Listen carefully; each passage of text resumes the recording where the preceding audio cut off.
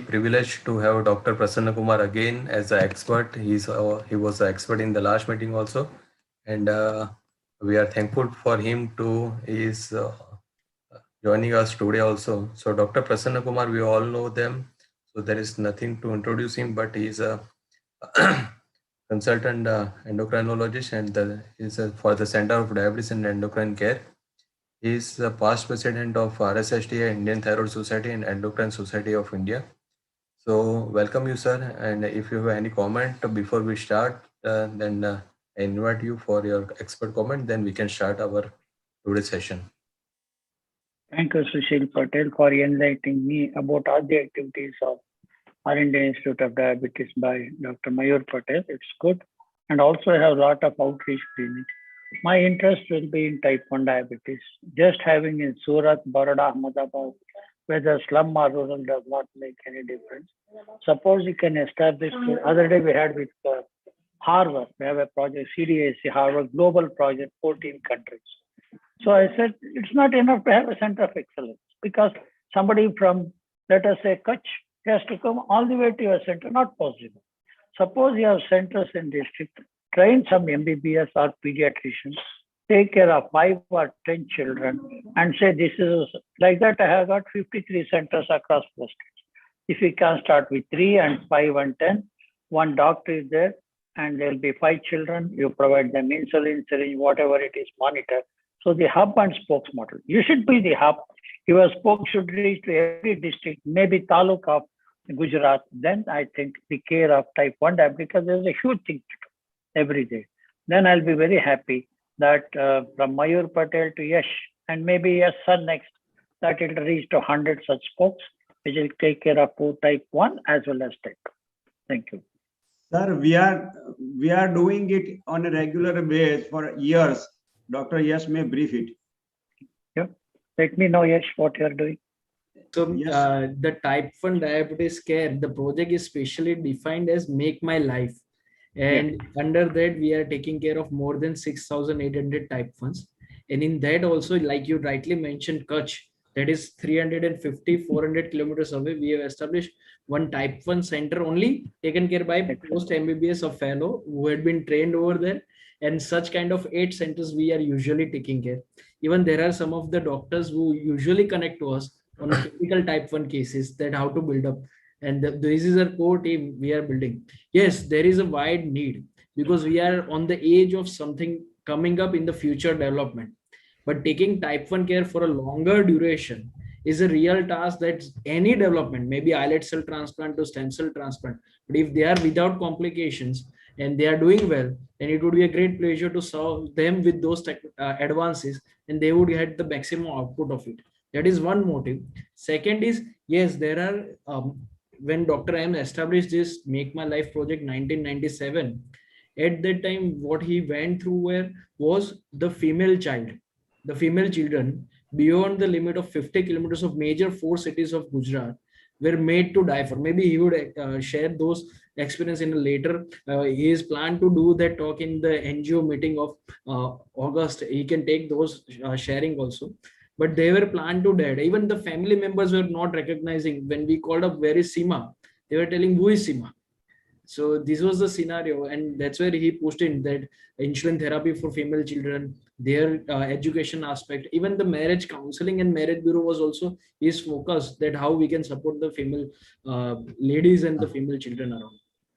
Yes. Before 2 months, we had a collaborative meeting with all the NGOs working for the type 1 diabetes, probably in the month of August or April. April also, and the last November also.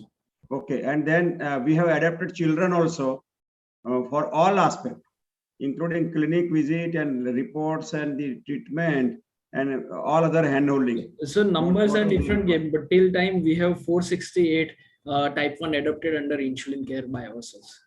No, my idea is you keep all of them in the registry. I'll come out with some of the projects, which are global projects. Let us say every child you detect from now, you want to do C-peptide antibody. You can send it to me, I will do it free. You don't have to worry. Sharing our resources. Suppose I have extra insulin, I give it to you. Pen is there, pump is there, or meter, whatever it is. So because I have got 2,500 children, 53 centers across the country, even up to the Bhopal. Money is never a problem. See, let us say you say for a doctor, tell me what it costs 4 lakhs. Take this 4 lakhs. So there is money, but the infrastructure has taken from Mayur Patel to you 25, 30 years to develop it. So that once you have that infrastructure and the baseline, whether you do research or philanthropy or whatever it is, then suddenly somebody came to me, give me 40 children, we'll pay this. Then I said, that's all, sir. I need another 50 children. So they will support now 100 children over 3 years. My burden is totally reduced. So that's why there are a lot of philanthropic scientific. It's a gold mine. And if you have that data connectivity, why 8 centers have 80 centers in them? And why you should restrict only to Gujarat? You can go to neighboring Rajasthan states where your footprint should be expanded all over the country, wherever you can take. So once you have that, money is not a problem in Gujarat. Your patient, if you say I have a diabetic child, they will say this is the check, take it. They will not even ask what you have. So that way it is better to build that huge, this one from Dr. Mayur Patel to you, it should become 80. That's what my vision of yours. Thank you for pushing me and asking me to establish more wings to add on to. I got it, sir. Dr. Sushil at Baroda and a few other doctors I can see on the panel, they are working in the same line and they are also doing great work. We can have a collaborating movement in the state of Gujarat as well as neighboring states, that is Rajasthan and Andhra Pradesh. So, sorry to interrupt, but this is amazing because we have just pulled out a prototype for nutrition care in type 1 patients, which will include mental health, physical therapy, and nutrition. So if there is any way that we can collaborate and look at adjunct therapy to this set of population, we'll be very happy. In fact, we are launching it on 1st of July, being Doctors' Day. And we did a pilot run of with 80 doctors who are pediatric endocrinologists across the country, just to understand the need, whether there is really a need. So apart from insulin, I think lifestyle management becomes a very, very important part, and allowing the family to accept type 1 diabetes is also like, counseling in terms of mental wellness is also very important. So you rightly mentioned that it is beyond individual care. It goes to the family and social psychological care. Yeah, that's true. So if there is Dr. Priya, straight away I would give you a project. Okay.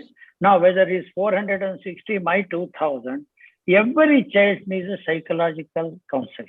Yes. We are giving 0, if you ask me. Because so let us say you have a portal. Okay. I have a child, I said, because most of the problem are adolescents. 12 to 18 years have a revolutionary attitude, fatalistic attitude, and they have depression, anxiety. Yes. I and Yash or Mayur are not trained or competent, qualified to. Suppose, okay, this is one group, and that such and such a person can talk at one window. They say, father, mother, child sits there, and you can do online. A child in Bangalore or Tipto need not have to come to you at all. Or this one, madam, we have got this. This is the behavior of the child and what you can suggest. Because we don't have time. If I see 40 children in 6 hours, do you think I can do justice to them? None of us are looking psychosocial problem. So if you have straight away one, contact this number, we will provide psychosocial support.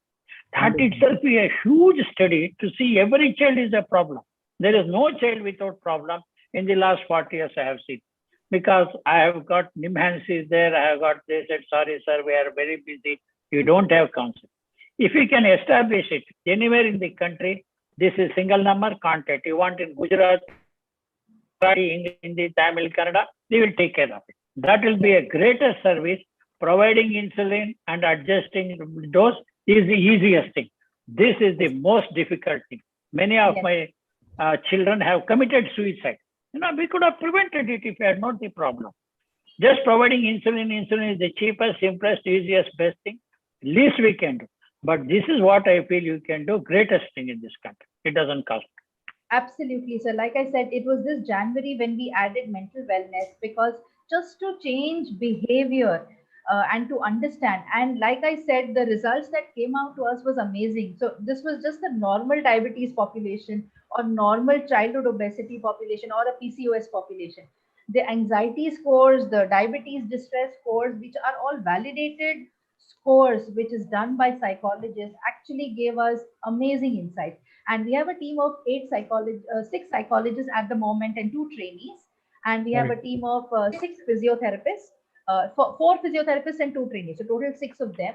And we have 40 nutritionists on board, out of Great. which so this is the team. And breaking the language barriers is something that exactly what you pointed out.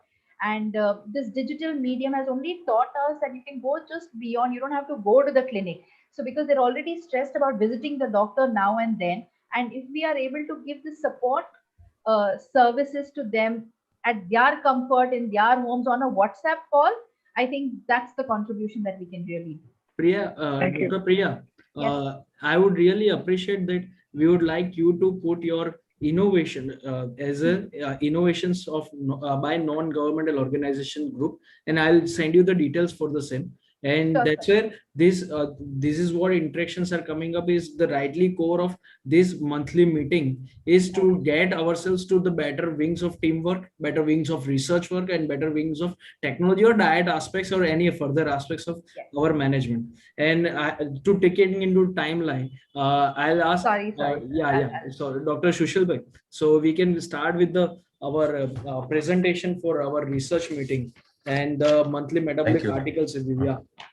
Thank So you we for need this Dr. wonderful Vikrant. discussion. Yeah. And I would first invite Dr. Vitrag Shah. He's a consultant diabetologist at the city of Surat. He's a very good friend of mine, and he's also very active on the social media for the public awareness program. So I invite Dr. Vitrag Shah for carry on further. Over to you, Dr. Vitrag. So the article is from the journal Diabetologia, and it is on retinal vascular tortuosity. And the Vitrag, you can share slide. Yes, Yeah. yes. Fractal dimension practice incident. Yeah. So first of all, good morning, everyone. I would like to congratulate Swasthya team and Dr. Mayur Patel sir for this glorifying 17 years of success in the field of diabetes and metabolic disease. And I would like to thank Dr. Yash Patel and Swasthya team for inviting me for presenting such article in this monthly metabolic review. Today my topic is retinal venular tortuosity and fractal dimension that predict incident retinopathy in adults with type 2 diabetes. It was Edinburgh type 2 diabetes studies. So it was published in online on 30th January 2021 in Diabetologia Journal. And the article was received before 3 months back then, 9 September 2020. So introduction, 1 minute, I'm having some problem here. Okay. The aim or hypothesis to perform this study was to determine whether a range of pre-specified retinal vessel traits that were associated with incident diabetic retinopathy in adults with specifically type 2 diabetes. So the microvascular of the retina offers a unique opportunity for research for the systemic vascular system, as it is one of the only locations in vivo where we can possibly visualize the vasculature of the human body non-invasively and can be performed very easily on daily OPD basis with some experts we sometimes never required a specific ophthalmologist. With the optometrist or some other experts, we can do it on OPD basis and collect the data. So Edinburgh type 2 diabetes study was a longitudinal cohort of older men and women based in Lothian City, Scotland. In brief, total 1066 participants were enrolled, aged between 60 to 75 years, were randomly selected from the diabetes register of Lothian City.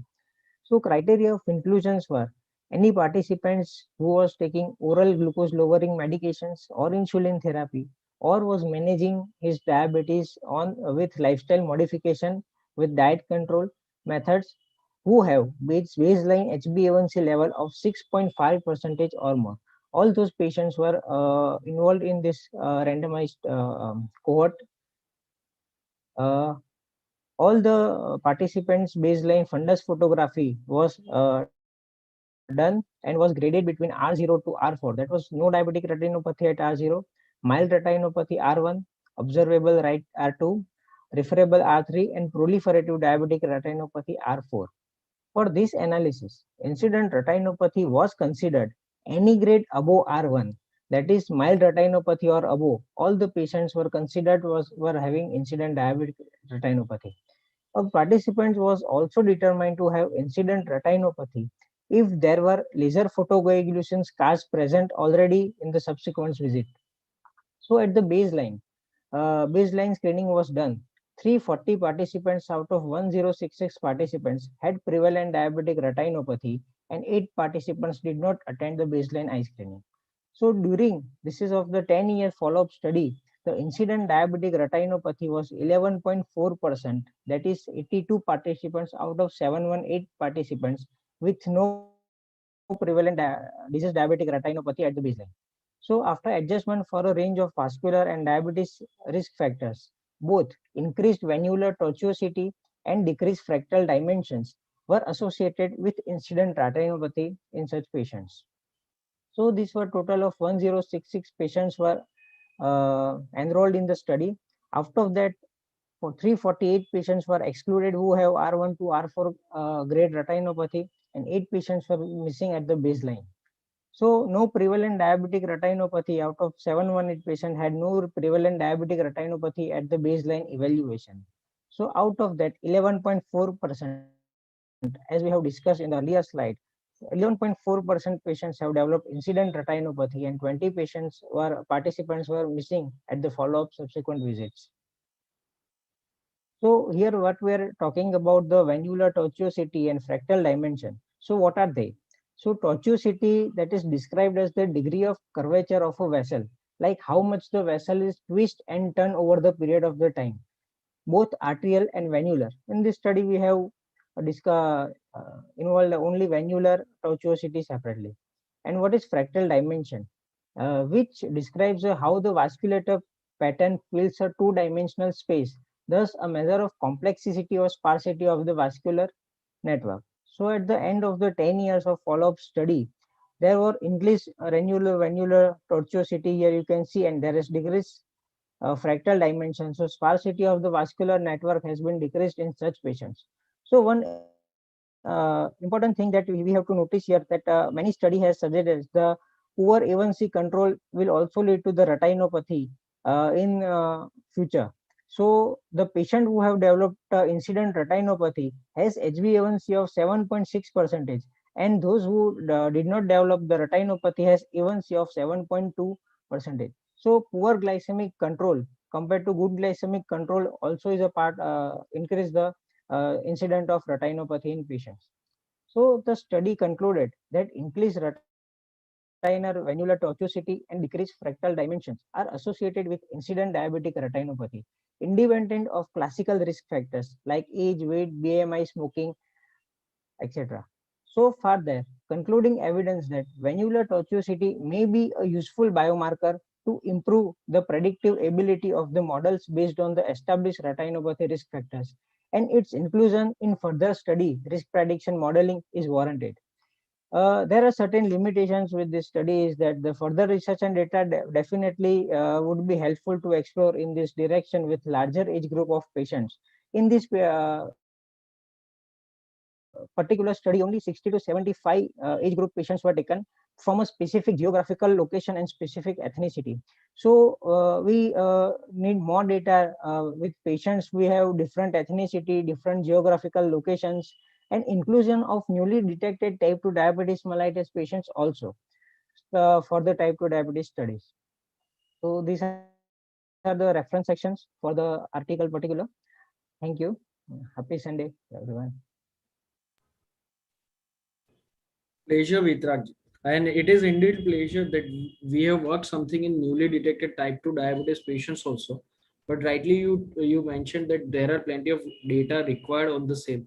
The comment is, I would say, if anyone, sir, if Dr. Prasanna Kumar, sir, if you want to start with, yeah. Thank you for the nice paper, and it's very interesting.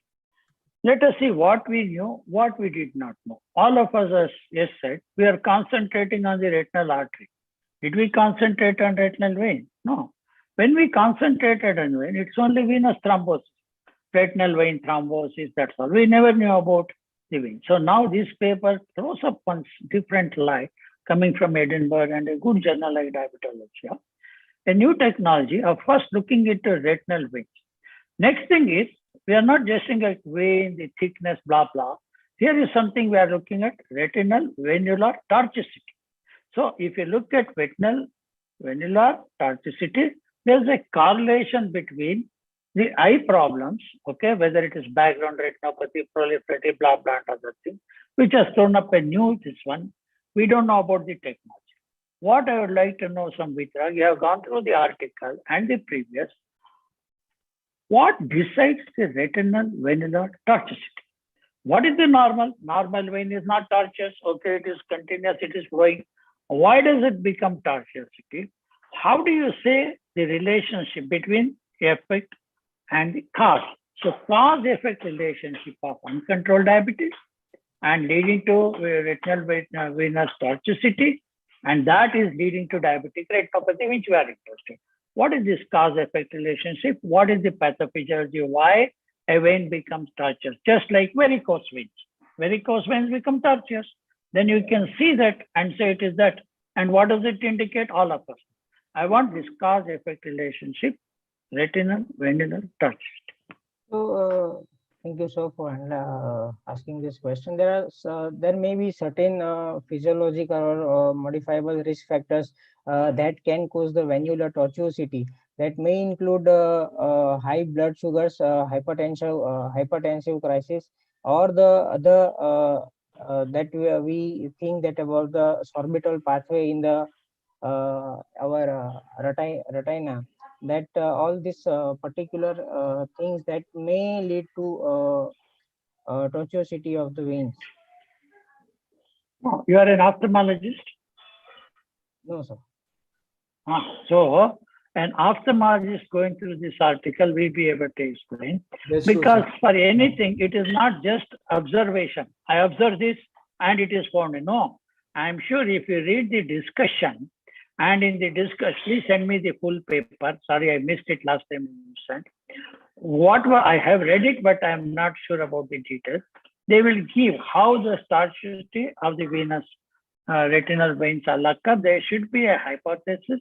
There should be scientific sense. Why a straight vein becomes tortuous. Like in varicose vein, we know it is pressure, it cannot. There must be some physiological cause and a pathology. And etiopathogenesis is why it becomes. It is not just I find this vein, I got relation. No paper will be accepted like that. There should be a very strong scientific basis why they have looked at that. I want to know that. That will be most important. If there is a retinologist in this group, they can enlighten me, educate me about It was Kush there. Kush has left.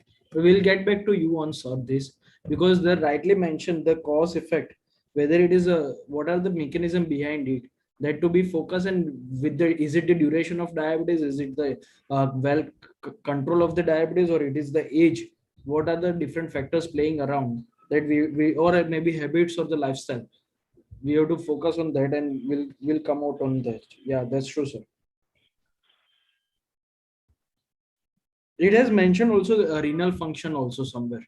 Renal function and the blood pressure, but it is better we Correct. get See, whatever changes are occurring in the retinal arteries, retinal veins will be happening in the kidney. Of course, discordance is there 5 to 8%, but concordance is 80%. So if you do such a thing, let us say you do a kidney biopsy, look at kidney arteries, kidney veins, retinal arteries, retinal veins. The same changes should be going on there. That is true. Just like macrovascular, whatever changes occurs in peripheral vascular disease is happening in the coronary arteries, cerebral arteries also. It is only one manifest earlier than the other for various reasons. But definitely like microvascular, in these three things, the heart, peripheral and brain, the micro, it's retinal, nephro, neuro, always is happening. That's why all of them go hand in hand. But the affecting the target organ may be different due to different other reasons. That is different. The nerves are the longest. That's why they are getting affected first. Then you get retinopathy. Then you get nephropathy. That's a different issue. But here I want to know the cause exactly. There should be some relation between the blood sugar and tortuosity of the vein. What exactly is the path? Let me also do search and then Sure, find sure. out if there is a cause. Or there may be other papers trying to. I'm sure this The- paper the- itself will discuss. That's true, but the reference for the retinal vein is so minimal, like you rightly mentioned. Yeah, Mhm. that's true. But we'll be able to find out. Definitely. Let's dive into it. Yeah, Good, we'll come on that for the same. Yeah, or we can also do with our retinal people and look into. Yeah, Exactly. I contact your retinologist, ask him this question, give the paper. I'm sure he'll come back with that. I will also do my research. See, this is what I feel. When we read a good paper, we have 5 questions. I and you may not have an answer. And if you ask 5 people, we are the one going to benefit. I want to go into basics of it. Why exactly this happened? And after 5 years, somebody says this is a paper nonsense. Now, that's it. 2021 on this 20th of June, we discussed in Swastika. Now everybody is talking about it. So both ways it can happen. That's that's the true. That's good true. thing about reviewing an article. Yes. Any you other? said this, Yeah, Vitrag, yeah. screen here that here there are certain other modifiable risk factors that also in this table that those who are smoker, that is incidence is 48%, while non-smoker is 54% who have not developed. So here one thing is very contraindicating, that smoking usually increases such incidence, while in this study there were 48.2% So patients who are there is a non-smokers percentage who have ratio developed. you are saying, Vitrag. The Yes. p-value is not so significant. Yes. So that is also we can understand. And yes, the Yes. limitation of study is also in the background. That Yeah. is true. That's true. And thank you for putting this graph. It's better we'll go connect to our specialist on the same and do needful. But what you mentioned is HbA1c and the vascular sensitivity is much more affected. We got it. Thank you, Vitrag. Yeah. Any other comments from other experts or any doctors? Any want to share as we are around, or we can take to the second article. Yeah. Yes. Let's take to the take another article. That is Dr. Krishna Mori from Chennai. He is presenting for the article from the Diabetes Care, the newborn adiposity and cord blood. Dr. Krishna Mori, you can start sharing your screen. Yeah. Newborn adiposity and cord blood C-peptide as mediator of the maternal metabolic environment and childhood adiposity. So article is from Diabetes Care, the May Journal, volume 44. Yes. Yes, go ahead, Dr. Krishna.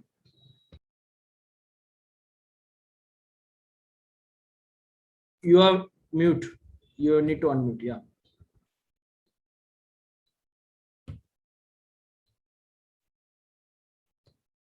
Dr. Krishna.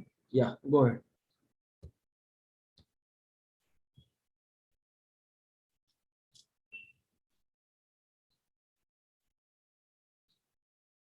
Your voice is not there, Dr. Krishna.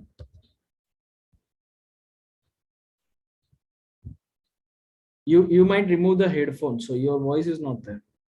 You can remove headphone and try it for you. It is not there, Krishna.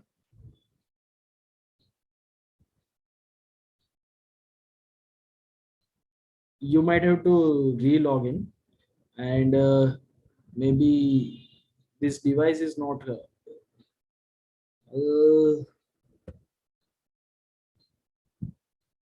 You can share screen from here and maybe join in from mobile as for audio.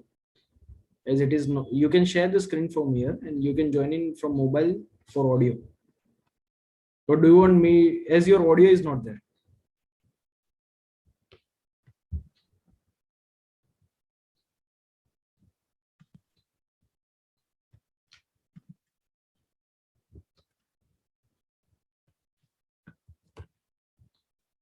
Till time, if we have next monthly metabolic disease review, that is on the third Sunday of July. Yeah, Krishna, this is audible.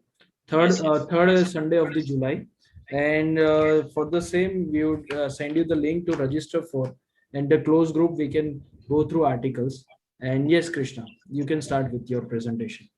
Extremely sorry for the technical You might get You might get echo. You have to. Yeah, I did. Yeah.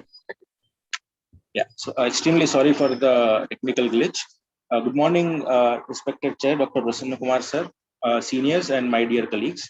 I would like to thank Dr. Mayur Patel sir, Dr. Yashbhai, and Dr. Sushil Patel bhai for giving me this opportunity for this month's MDR review. The article given to me is Newborn Adiposity and Cord Blood C-peptide as mediators of maternal metabolic environment and childhood adiposity. This was published in Diabetes Care recently in May 2021. And the researchers were from the HAPO follow-up study, as we'll see during the course of the article. Setting the context, as we know that HAPO study and HAPO follow-up study have been the landmark. Krishna, landmark your Hello? slides are not moving. Can you reshare your presentation? Your slides are not moving. Just a- You are well audible, but your slides were stuck.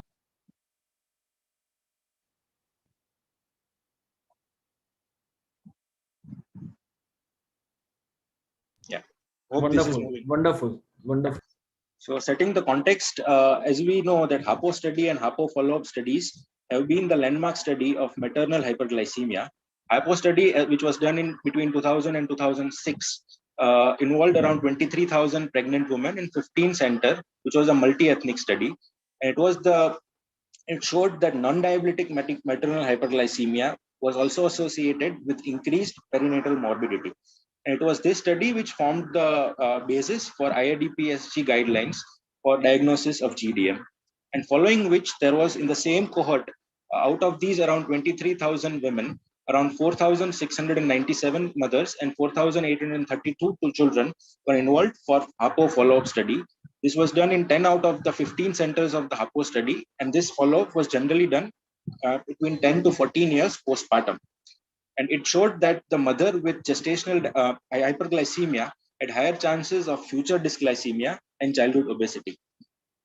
Following HAPO and HAPO follow-up studies, multiple articles have been published from the same data set. And what they have shown was the association between maternal glucose and BMI during pregnancy with newborn weight and adiposity. And another article also showed maternal glucose and BMI during pregnancy association with childhood weight and adiposity. However, what was not shown in the same data set was the association between newborn weight and adiposity with childhood weight and adiposity, which has been hypothesized in this article. Coming to the second hypothesis for the article, it has been shown that maternal metabolic milieu adds complexity to the relationship between the newborn and childhood adiposity, and the maternal glucose modulates the fetal insulin, which is the predominant growth factor in utero, which in turn regulates the fetal fat accretion. However, the question that the extent to which the fetal insulin contributes to childhood adiposity has not been described. So the second hypothesis for the study was to address the hypothesis that newborn adiposity reflects the maternal metabolic milieu and mediates complex association between maternal glucose and BMI with that of childhood obesity, childhood adiposity. So coming to the two objectives for this study, the first objective was to investigate the association of newborn body compositions and cord C-peptide with childhood and anthropometrics with or without maternal data. And the second objective was to explore whether the newborn body composition and cord C-peptide mediates association of maternal glucose and BMI during pregnancy with childhood adiposity. Coming to the methodology of the study, this study was actually from the data set from the HAPO follow-up participants. It included around 4,832 participants, and they have taken care of these three segments of parameters. They have included maternal parameters like height, weight, blood pressure, and 75 gram OGTT data at 28 weeks of gestation. Neonatal parameters like the serum C-peptide, which was taken as a surrogate of serum in neonatal insulin levels, along with that newborn weight, length, and skin folds taken at flank, triceps, and subscapular region within the first 3 days of delivery. And the childhood parameters, which were considered 10 to 14 years postpartum, were the height, weight, skin fold thickness, body composition, which included fat mass and fat mass percentage. The baseline characteristics that we can see was the average age of mother. The mean age was 29.9 years. The gestational age at OGTT was 27.7 weeks. And the other significant finding is that out of these around 4.8 thousand subjects, around 47% were white, 16% were black women, 10% were Hispanic, and 24% were Asian. So though it was not equally distributed, the data set was considerably heterogeneous. Coming to the other baseline characteristics for the newborn and the childhood, the gestational age at delivery was 39 weeks. The birth age, the birth weight was 3.3 kgs, and the skin fold thickness at birth, the sum was 12.3 mm. Percentage of body fat was 11%. And that for the children, that was at 10 to 14 years of age, the mean age was 11.4 with a BMI of 19.3 with a 21% of the body fat. So coming to the first result, this is the logistic regression analysis, which they have tried to show the association of newborn measures with childhood anthropometric measures. So here we can see that these are the childhood anthropometric measures, and then they have tried to show whether there is any association between each of the newborn measures, that is the newborn sum of skin fold, newborn fat mass Z-score, and newborn birth weight Z-score. And they have divided into two models. The first model, they've adjusted for the field of study, child sex, maternal gestational age at delivery, maternal age, mean arterial pressure of the mother, height, parity, smoking, drinking, and family history of diabetes at pregnancy. The model 2 included all these parameters for adjustment. Over and above, they also adjusted for maternal glucose, sum for Z-scores, and BMI at pregnancy for OGTT. Here, as we can see, there was a statistically significant association between all the childhood parameters with the newborn skin fold thickness in both the models. There was a statistically significant association between the childhood outcomes with the newborn fat mass Z-score in the first model when it was adjusted for maternal BMI and maternal sugar values. Only first three parameters were statistically significant, and the similar thing was seen when they tried to associate newborn birth weight with that of the childhood parameters. Similarly, the other parameters being the newborn birth weight for length, only two parameters were statistically significant with the BMI of in the childhood, and when they tried to look for the newborn cord C-peptide Z-score, almost all parameters were statistically significant except for BMI Z-score in the model 2.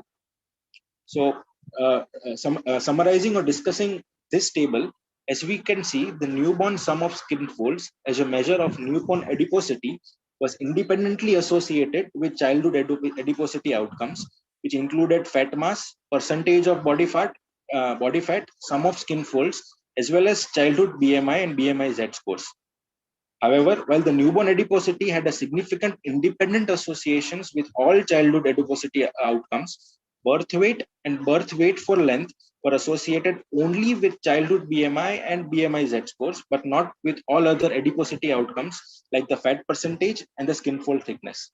This has been explained by the fact that the birth weight and BMI, it is a sum of the fat mass as well as the lean mass, whereas adiposity is specifically an indicator of the fat of the neonatal or the childhood fat mass.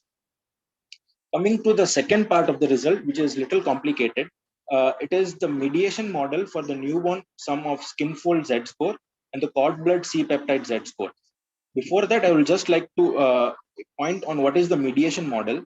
There is an independent variable here, which is mediated by a mediating factor to form a dependent variable. For this model, they have taken maternal glucose and BMI as the independent variable, neonatal skin fold and cord C-peptide as the mediating parameter, and childhood BMI, fat mass, and skin fold has been taken as the dependent variable. So they have tried to see whether the maternal glucose and BMI is associated directly with childhood BMI, fat mass, and skin fold, or there is an indirect association by the mediator, that is the neonatal skin fold and cord C-peptide. So coming to this busy table, which is a mediation model for newborn sum of skin folds, Z-score, and cord blood C-peptide Z-scores. So what we can see here is that this is the maternal exposure, that is the glucose of the mother and the BMI of the mother around the 28 weeks of gestation. This is the mediators that they have tried to look for, that is the skin fold thickness and the cord C-peptide. And this is the outcome or the dependent variable, that is the childhood BMI, BMI Z-scores, childhood fat mass, childhood percentage of body fat mass, and childhood sum of skin folds. And this is the proportion. So what this column is showing is what proportion of the maternal or the independent variable is mediated by the newborn outcome to cause the dependent variable, that is the childhood outcomes. So here, as we can see, around 2.5% of the maternal dependent variable or maternal BMI is associated to childhood BMI through a sum of skin folds, and 1% through the cord C-peptide. Similarly, a 2.5% of the maternal BMI was associated to childhood BMI through the sum of skin folds in the neonate, and similarly, around 22%, 21%, 3.1%, and 1.2% was the association of childhood fat mass with that of the was the association of the maternal glucose and maternal BMI to the childhood fat mass through the newborn outcomes. So coming to the discussion for this particular table, what we can sum is that newborn adiposity was mediated a portion of the known association between the maternal glucose and BMI, however, and greater childhood adiposity. And the findings from the mediation analysis allow to some extent for evaluation of potential causal pathways underlying the well-described association studies between the maternal in utero environment and the childhood size. However, the second point of discussion being the limited proportion of the association of the maternal BMI with the childhood adiposity was mediated by the newborn adiposity.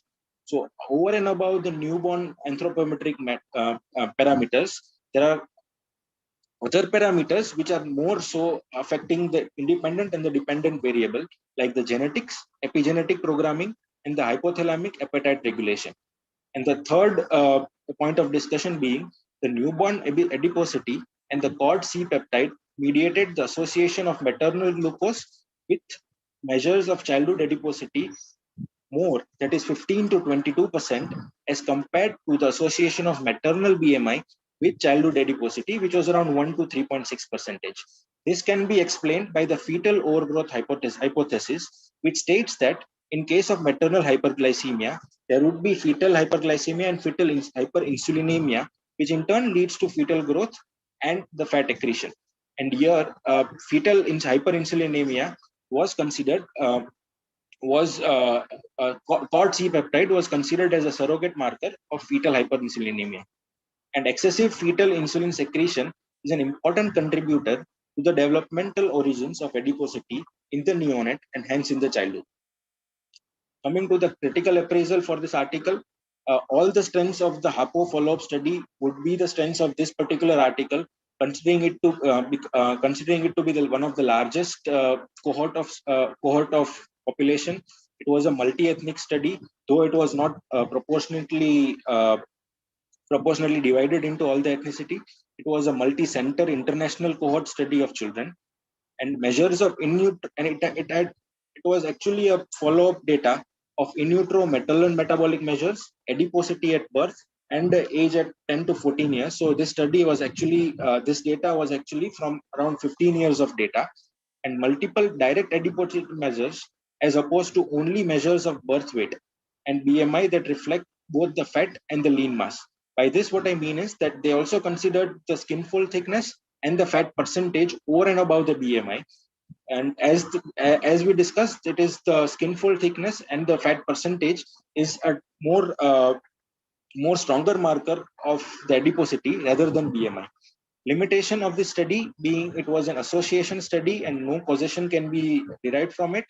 But having said that, we need to be wary of the fact that the population that they have studied, that is the maternal, the pregnant women and the neonates, they come under the high risk groups, and hence causation or an interventional study may not be ethically feasible. They have not considered the diet and the physical activity of the children, and there is no mention of the paternal anthropometrics, which may also have effects on the neonatal as well as the childhood anthropometrics. So to summarize, it was a multi-ethnic longitudinal study which showed that newborn adiposity was associated with childhood BMI and adiposity independent of the maternal BMI and glycemia. Birth weight was associated with childhood BMI, but not all measures of childhood adiposity, as birth weight was a marker of lean as well as the fat mass. Newborn adiposity as well as the cord C peptide mediated a portion of associations of maternal glucose and BMI with childhood adiposity. However, over and above, there are other factors like genetics, epigenetics, and other factors which may contribute to childhood adiposity. And yet the proportion of the maternal glucose effect on the childhood adiposity mediated by the newborn adiposity and cord C peptide was substantially higher than the proportion of maternal BMI effects mediated by these newborn measures. So to conclude, newborn adiposity reflects the maternal metabolic milieu and mediates in part, not in part, the complex relationship between the maternal glucose and BMI with that of childhood adiposity. Thank you. Great, Krishna.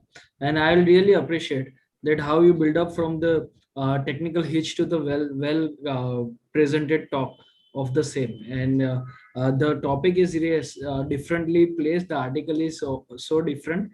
And we have Dr. Prasanna Kumar to comment first, and then we'll look for other comments. Yeah.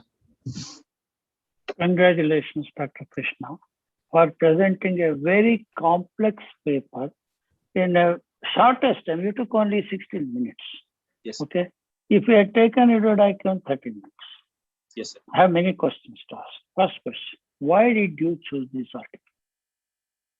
Sir, the article came from the committee of the our MDR, that why to choose for. The background was only that how the maternal obesity and the coming correlation with the C-peptide as well as the cord C-peptide and the children obesity. So that's what I suggest here afterwards. When you choose, this is a very good article, but this is for a professor, not for a practicing doctor. That's so true. Now onwards, when you choose an article, first choose an article which is clinical relevance. Now we have 30 people here. What they are interested by reading this article, discussing this article, tomorrow my practice may change. Okay, there are what is known as intellectual exercises. This is an intellectual exercise for me and for you, but it will not help. Next thing is, if there is one person in the country who should be talking about it, he is Chittaranjan Yagnik. Okay. Next time onwards, call him for such a thing. Ask him to give a talk on fetal maternal malnutrition and this, and select 2-3 such articles. Ask him to comment. He's very nice. Every researcher in this country, okay, they have 10, 20, 100, 200, 300, 500. People have 1,000 publications. There was 1,000 publication on 150 different topics, including me. 150 papers on 100 are this one. But Chittaranjan Yagnik is the only researchers in this country that is focused on only one thing, right? And that is maternal malnutrition. He has worked for the last 3 decades. Nobody has worked like this on only one aspect. So if you dig in one place, if not petrol, you'll get water. If I dig in 100 places, 1 feet, forget water, you will not get mud also. That is what the whole thing is. Next thing is, when you look at this article, whenever you should have started with what we know already, what we are trying to understand in this article. What is the present knowledge quality? And beautifully I have presented. I like the slides that you have made, very well made slides, whoever has made it, and very concise to the point. Even I don't think I can make it in 15 slides, every essential thing have been captured. Congratulations, whoever has made. We should try to understand this, just like I was telling always the meetings including this meeting, there is a bell-shaped curve. 2 people join, 10, 15, 30, 35. Yes, continues, and I continue to talk, it will become below 10. So there are 2 things. One is we have got a lean child and an obese child. So if the birth weight is less than 2.5 kg, that's what Yagnik is concentrating, maternal malnutrition. And it shows insulin resistance increases in future also. He has followed up children up to 15 years. Nobody in this world has followed that data. So lower birth weight, maternal malnutrition, follow them up, then the insulin resistance increases. Already by 4 years it is increased. By 16 very age they may become diabetic. That insulin resistance raises 2 things. One is diabetes, metabolic disease, another is heart disease. Look at the other one, German diet studies, where German mothers who are very fat and they produce big children, let us say 4 kg. The mean in these children are 3,300 kg. Not many of our children in this country will be 3,300. Okay. So if you look at it, even children above 4 kg, same thing holds good. So why is it that a thin child and a fat child, what is the common pathway? So that is why people have this, the thrifty genotype or phenotype hypothesis. It was first done by Barker, and Yagnik was a student of Barker when he was in UK 30 years. Barker did not prove anything. It was hypothesis. It is left to Barker, and his daughter also comes to India. They have selected a center in Mysore. Work is going on 30 years. And okay, this is Barker hypothesis, but it may be wrong, it may be true. Even 20 years, you are finding an answer, why and how, whether malnutrition leads to later on systemic diseases like cardiovascular and all. So that's why this paper is trying to analyze, taking the cord blood and then looking at C-peptide. What is C-peptide? They said it's a very crude assessment of insulin resistance in the fetus. Then they say adiposity. How you measure that? BMI, not a good criteria. Skin fold thickness, yes, maybe a criteria. Then go on to height per weight ratio, which is a better criteria, and to see that if the child is thin or fat, or it has more fat and thin, because this is what they are going to see, what happens later, because the longitudinal study. And what I would like to know, Krishna, who are the center? Was there a center in India, Asians, or these are all children in UK or USA, HAPO, where it was done, it was there? Please tell me, any Indian, Asian children they took, what are they, Indian in India or Indians in UK? Yes, sir. I'll just share the percentage. 20% of the Asian population was included, sir. No, where are this population? Residing in India, residing abroad, UK? Abroad, You sir. see the Abroad. acknowledgement or authors, any Indian is author or a center in India which data was taken? No, sir. No author is Indian, and all or acknowledgement they would have mentioned. In the acknowledgement they will write, acknowledge the centers, or have they put the center set? Because you said it's a global study. Yes, sir. Yes, sir. It is actually the data set from the HAPO follow-up study only, sir. But none of them. You have to go back to HAPO study, whether Yes, sir. any Indian children were part of it, 14 years followed up, or Indian children in HAPO. This study, where was it done? Was it done UK or USA? US. Or multi-country? USA, sir. Main center But was it said USA. multi-centric, multicultural, multinational. Yes, sir. Yes, sir. It was a multi-central, multinational thing. Then but what Indian- are the nation? Any Asian countries, they look at it. In the acknowledgement or method, they would have seen children from Asia or India or Pakistan, Bangladesh, Burma, wherever it is. Because it's very important. The Indian children, Asian children born in UK, USA are different and brought up different if they have followed up 14 years compared to children in India. No, sir. In the article, I am not able to. Before also, I tried and seen. I'm right now. Also, I'm not able to find out any Indian author or Indian center list. Okay. Other thing is very interesting. The limitation of this study, they said we did not take the anthropometry of the father. Do you think it makes difference, anthropometry of father? Yes, sir. Because Why? the How does it matter? whether father is obese, thin, tall or short, does it matter to the anthropometry of the child? Mother I can understand because the child is in the uterus, and that what is this relation between paternal phenotype and the child? Sir, especially for the childhood age, that is between 10 to 14 years, the height and the weight does depend on the paternal phenotype as well, sir. And the Correct. childhood growth charts also, we tend to compare it with the mid-parental height, sir. So there is Okay. definitely That is why important. Okay. Yes, sir. Now, Yes. you know, if the child that is born, see, normally what we call as normal child, 2.5 kg to 4 kg. Okay, this child made was 3,300 grams, no normal. Now, sir. if the child is born more than 4 kg, what happens to the mother in future? The probability of developing type 2 diabetes is higher, Correct. sir. So all these studies have shown, Yes, if you get a large, we ask the history of all diabetic women, how many children have? What was the birth weight of the sir? Last child was very big, 4.2. That's why you got diabetes. There is a correlation between maternal onset, future diabetes to the birth weight of the child born. You know, there was one study, which was only observation study, which said that if the weight of the child is more than 10 kg in future, mother will get diabetes. If the weight of the child is less than 2.5 kg, father will get diabetes. Nobody in this world, I have heard it 20 years back. What is this relationship of birth weight of the child and father? What you said, BMI, height, weight depends on father is good. This is something which an observation study last 20 years, nobody has been to say. This is hypothesis of one person from France 20 years back. If the child weighs less than 2.5 kg, father will get that. What is the relationship? What is the science? Nobody knows about it. So that is how this is a longitudinal study, part of the HAPO follow-up study.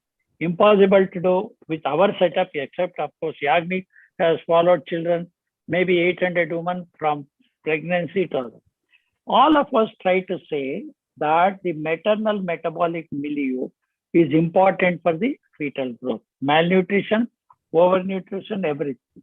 Whether it's malnutrition or overnutrition, it affects the placental blood flow. Where the placental blood flow is affected, nitrous oxide generation is affected.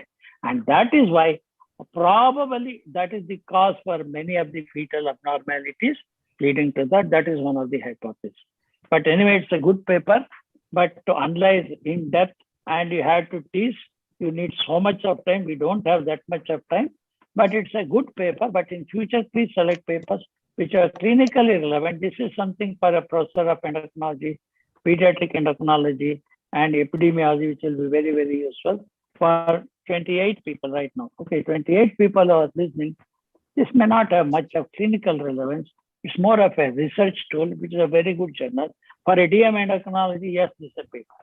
For a practicing doctor to take home points from this and practice into our this one, you don't get much. That's all what my comment. Thank you for the nice paper. At least I have benefited by going through this paper and more so from listening to your presentation. Over to Yes, Yesh. yes, sir. I was just going through the population in the centers. This is 10 countries, 5 years, and 25,000 individuals, pregnant female. And they were Asian origins, sorry, Indian origins, not the Indian center part of it. Yeah. So yes, thank you all of you participants and the faculties and all around. And it is indeed pleasure. Yes, that hosts this meeting as a lifestyle disease group.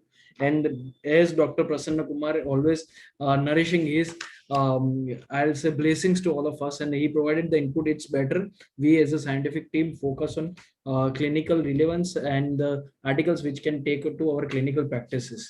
Considering that note, yes, Dr. Vishal, you can go ahead. Yeah, you have raised hand. Yeah. Good morning, sir. Actually, just want to few comments regarding the first article you have asked for. I'm just recently go on a discussion part. What they have identified is that the retinal vascular toxicity is independently associated above and below any other risk factor related with the diabetic retinopathy. That was the first point what they have elaborated from their study.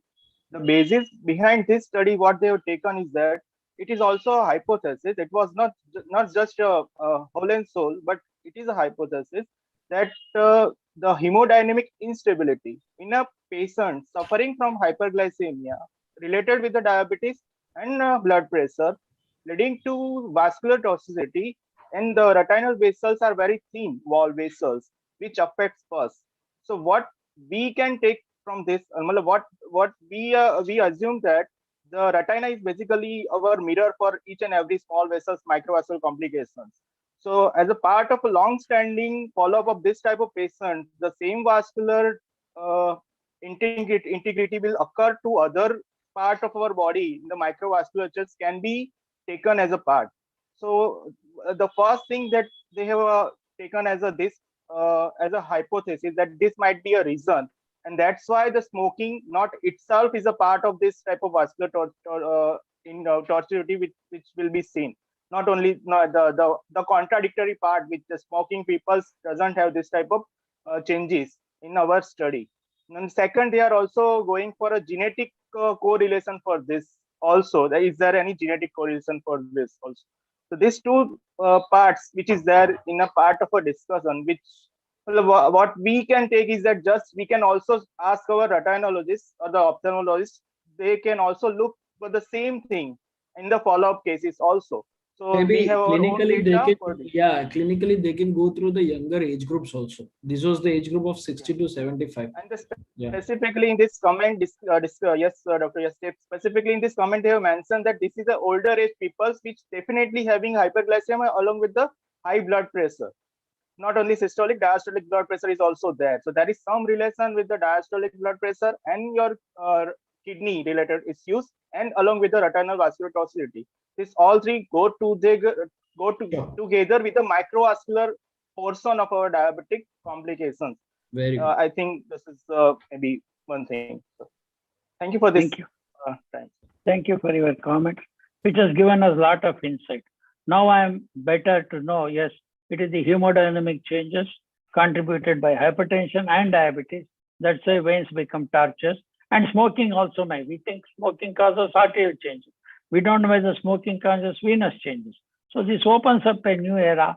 And Dr. Yash can ask his retinologist to look at some of the funders and see whether you can inculcate this and follow them up in future, whether those with these changes will have more retinopathy compared to those who don't have chart state. That will be a good thinking, and you can definitely inculcate in your practice also. Good, thank you. That's true. That's true. Yeah. Thank you, Dr. Vishal. Thank you, Dr. Prasanna Kumar. And to end the session, we have Dr. Mayur Patel for the final comments and his input. If no one is there to share, yeah. Yes, sir. So at the end, thank you very much, all of you, for active participation as usual.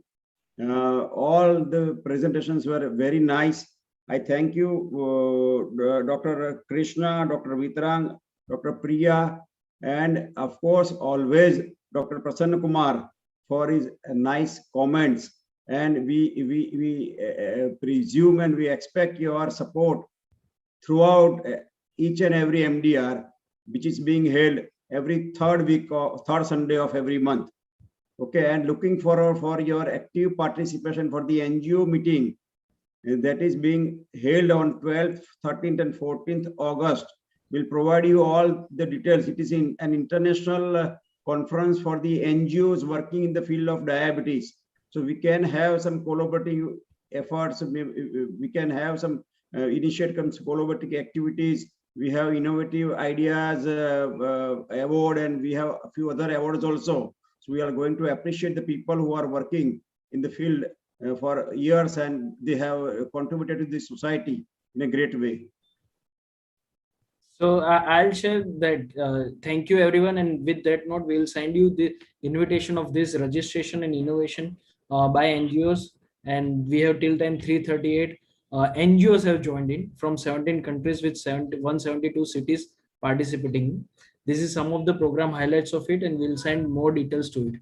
On that note, yes, all delegates, everyone, and Dr. Prasanna Kumar, Dr. Rima Rao, Dr. Vishal Bhai, scientific team, Dr. Krishna Mori, with Dr. Vitrag and Dr. Sushil Bhai. Everyone, thank you, and indeed pleasure to host on this Sunday. And happy Father's Day at the end, and that's where we come from. Yeah, Thank you. Bye. Take thank care. you. Take care. Yes. Thank you, Vishal Bhai. Thank you. Thank you everyone.